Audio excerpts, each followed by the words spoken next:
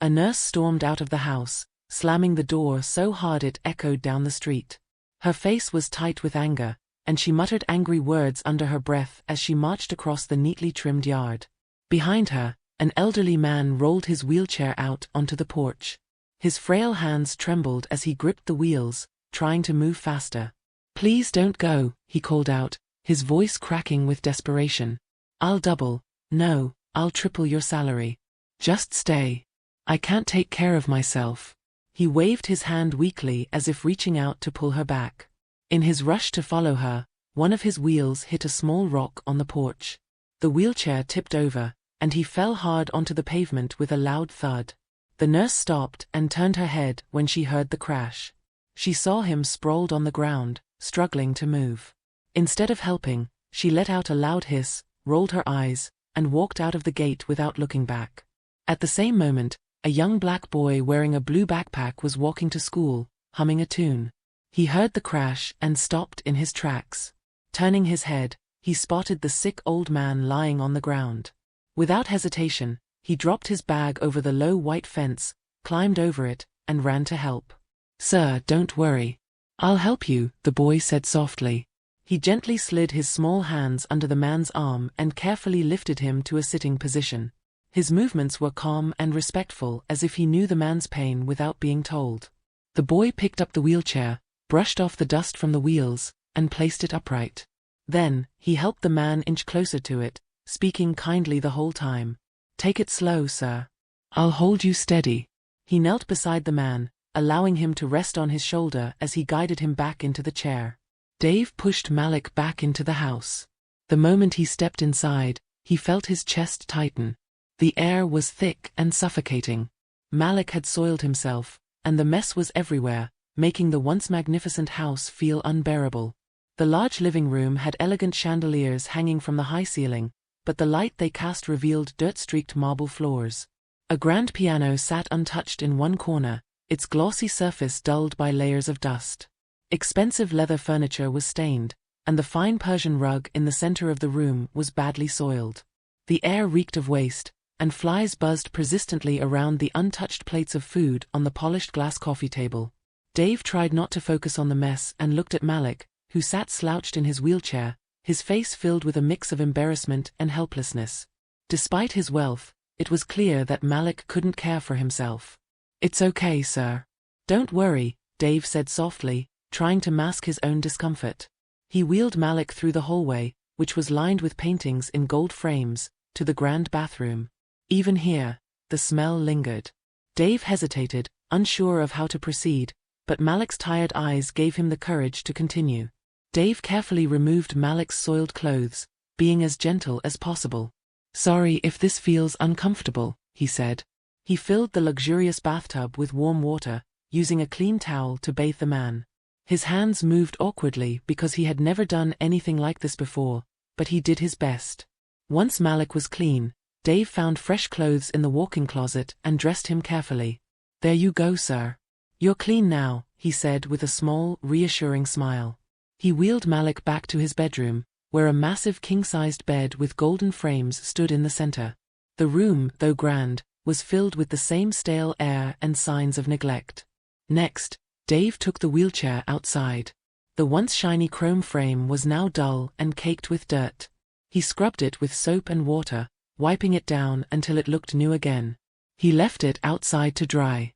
When Dave returned inside, the smell was still unbearable. Even the handkerchief he had tied over his nose after spraying it with perfume didn't help much. The house needed deep cleaning, but Dave checked the time and realized he was already late for school. His teacher's warning from the previous day replayed in his mind. Dave wanted to leave, but something inside him told him to stay. The old man clearly couldn't take care of himself. Dave saw Malik struggle to lift a cup of water. Half of it spilled onto the floor before it even reached his lips. Malik's life had become a shadow of what it once was. Terminal cancer ravaged his body, leaving him frail and helpless. Once a vibrant man, he now spent his days battling pain and indignity. The illness had stolen even his most basic control. He couldn't hold his urine or bowel movements.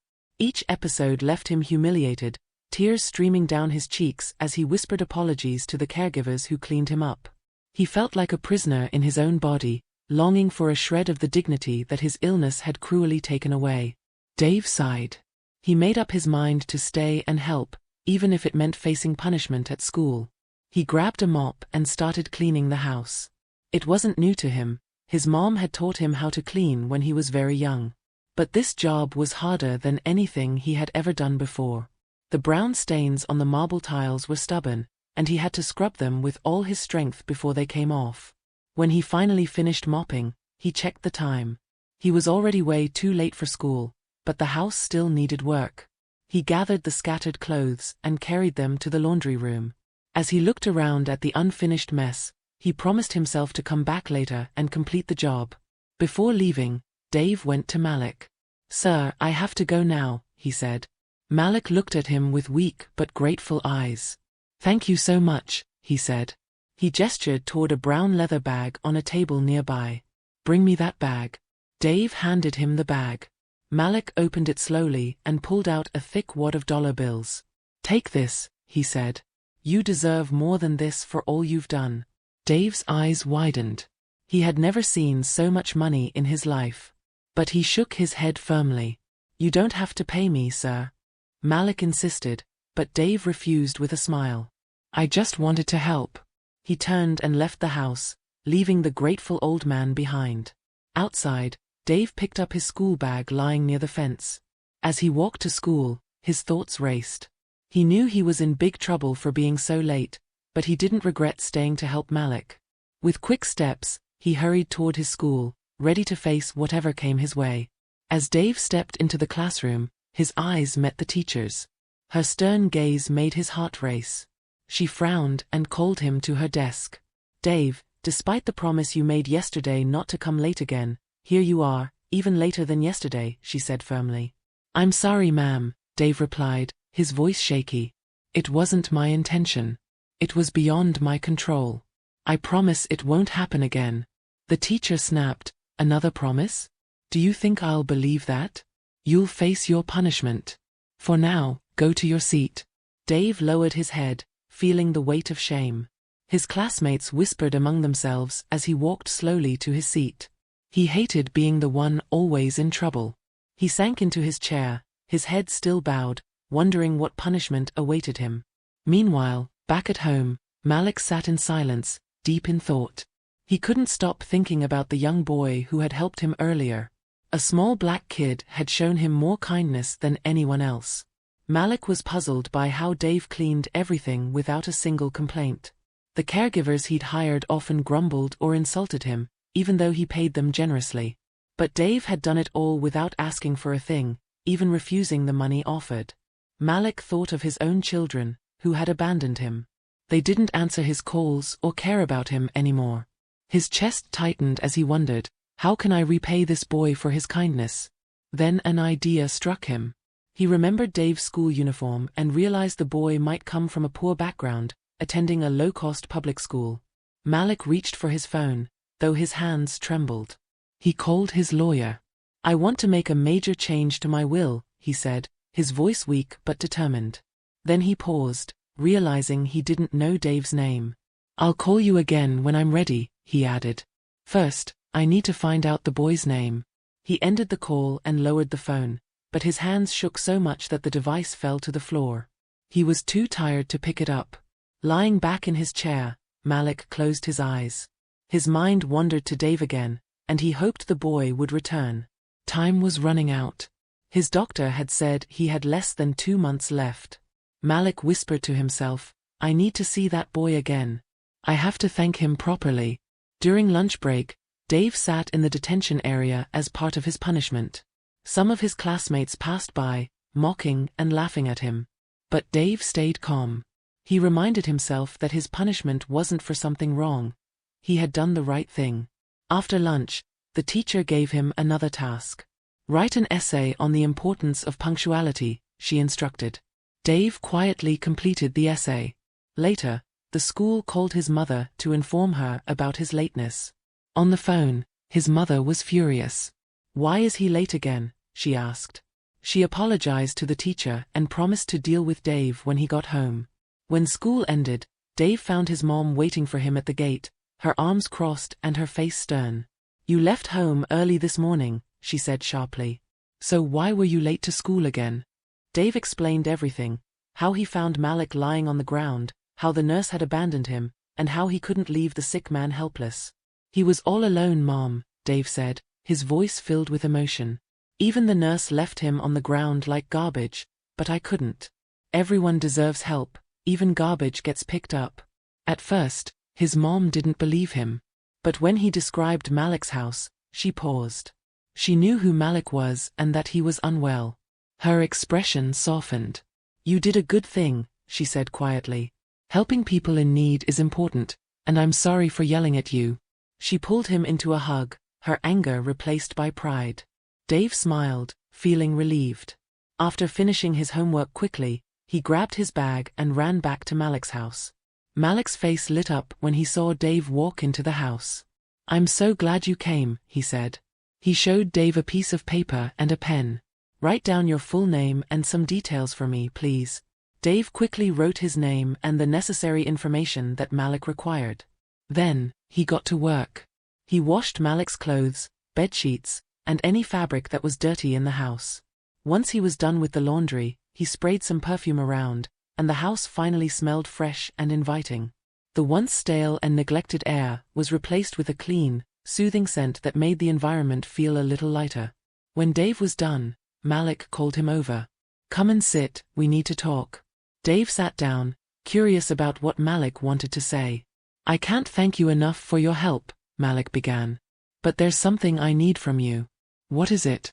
Dave asked, leaning forward with concern. "I want you to keep helping me here in the house.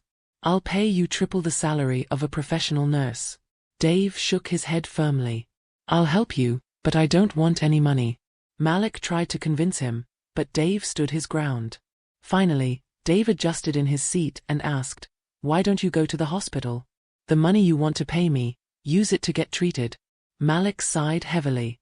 "The hospital can't help me anymore." Dave's eyebrows furrowed. "I don't understand. People get treated for all kinds of diseases. Doctors know what to do." Malik sat quietly, struggling to find the words to explain his condition to Dave. He hadn't told him yet, unsure of how the boy would understand. He had already spoken to his doctor, who had confirmed the worst. His cancer had spread too deeply into his organs. The best the doctors could offer were a few more months of life with surgery and chemotherapy, but Malik saw it as nothing more than a way to prolong his suffering. He had no desire for more pain. He had made up his mind. He refused any intervention and chose instead to wait for his time to come. Malik wasn't afraid of death. In fact, he welcomed the idea of being reunited with his wife, who had passed away many years ago. The thought of seeing her again brought him peace, and it was with this calm acceptance that he prepared himself for the inevitable. As they continued talking, Malik found it difficult to keep up. Dave was the one who did most of the talking, keeping the conversation light and easy. Malik's energy was draining, and soon he was feeling exhausted. Noticing this, Dave gently helped him back to the bed and, seeing that Malik needed rest, quietly left the room. Later that evening, Malik's lawyer arrived. They had a long conversation, during which Malik made significant changes to his will. Malik knew his children would be furious when they saw the new terms, but he didn't care. Since his illness began, Malik had stopped sending money to his children. In return, they abandoned him. His calls went unanswered, and he'd even heard rumors that one of them had said, "Why won't he just die already so we can inherit his wealth?" That thought stung, but it strengthened his resolve. Including Dave in the will was the right thing to do. Over the following days, Dave continued to care for Malik, visiting him every morning before school and every afternoon after. He took care of Malik like he would a family member, ensuring the man was never alone. Then, one morning, everything changed. Dave knocked on the door as usual, but there was no response. Concerned, he pushed the door open and stepped inside. The house was unusually quiet. He walked to Malik's room and found him lying still on the bed. "Malik," Dave called softly, walking closer. But there was no movement. He shook the man gently. "Malik," he repeated, his voice trembling. There was no answer. Dave's chest tightened. Tears welled in his eyes as he realized something was wrong. He grabbed Malik's phone and dialed 911 with shaky hands. When the emergency team arrived, they checked Malik and confirmed what Dave had feared. "I'm sorry," one of them said. "He's gone." Dave sat on the floor beside the bed, his heart breaking. Tears streamed down his face as the reality of Malik's death sank in. He couldn't bring himself to leave the house, and when his mom arrived to pick him up, she found him sitting silently, clutching Malik's blanket. She knelt down beside him, pulling him into her arms. "It's okay to cry, Dave," she whispered. "You did your best for him. He knew you cared." Dave sobbed into his mother's shoulder, letting out all the sadness and pain he had been holding in. She stayed with him for a long time, comforting him with gentle words and a warm embrace. Malik's children were notified of his passing and came to handle the burial arrangements. On the day of the funeral, only a few invitees were allowed into Malik's house. Dave, eager to pay his respects, arrived with his mother, but he was stopped at the gate. Deborah, Malik's eldest daughter, stood there with a stern expression. "Who is he?" she asked coldly. "He helped your father," Dave's mom explained. Deborah crossed her arms. "We don't know him, and this is a private event." Dave's heart sank as he watched the gate close in his face. He sat outside the house, unable to leave. His mom joined him, sitting beside him in silent support. Losing Malik felt like losing a part of himself. For days, he struggled with his emotions, and his mother worried that he might break under the weight of his grief. But Dave was stronger than he seemed. With time, he returned to school and slowly regained his focus. Though the pain of losing Malik lingered, he channeled it into doing his best in everything he did. Malik's memory became a source of quiet strength, reminding him to always be kind, no matter the circumstances. 2 months passed, and Malik's children met with his lawyer to finally read his will. All 3 of his children were seated, along with a few friends and relatives. The lawyer entered and sat down, scanning the room before asking, "Where is the little black boy?" Malik's children exchanged puzzled looks. "We don't know any black boy," Deborah, the eldest, replied coldly. "Just go ahead and read the will." The lawyer shook his head. "You don't understand. I can't read this will without him. It's the wish of your father on his dying bed." He flipped through the papers before announcing, "His name is David Christopher." The room fell silent, the air thick with confusion and tension. Malik's children were stunned, but the lawyer remained firm. "The will cannot be read without the boy present." The meeting paused until Dave was summoned. His parents, filled with unease, arrived with him, worried about what would unfold. They sat in the corner, waiting, while the lawyer prepared to begin. Malik had been a millionaire, with most of his wealth tied up in real estate. His children were given 1 property each, but the lawyer soon announced that Malik's grandest asset, their father's beloved hotel, was willed to Dave. The children began to murmur, their voices laced with disbelief and frustration. The lawyer silenced them with a stern voice. "There is nothing you can do. Your father made it clear that as he lay waiting for death, he decided that whoever among you would visit him first would inherit the hotel. But none of you came to his aid. Dave was the one who cared for him when he had no one else." Malik's children were speechless. The lawyer continued, "This was his final wish, and it's binding. The hotel is now Dave's." In the days that followed, the lawyer processed the necessary paperwork.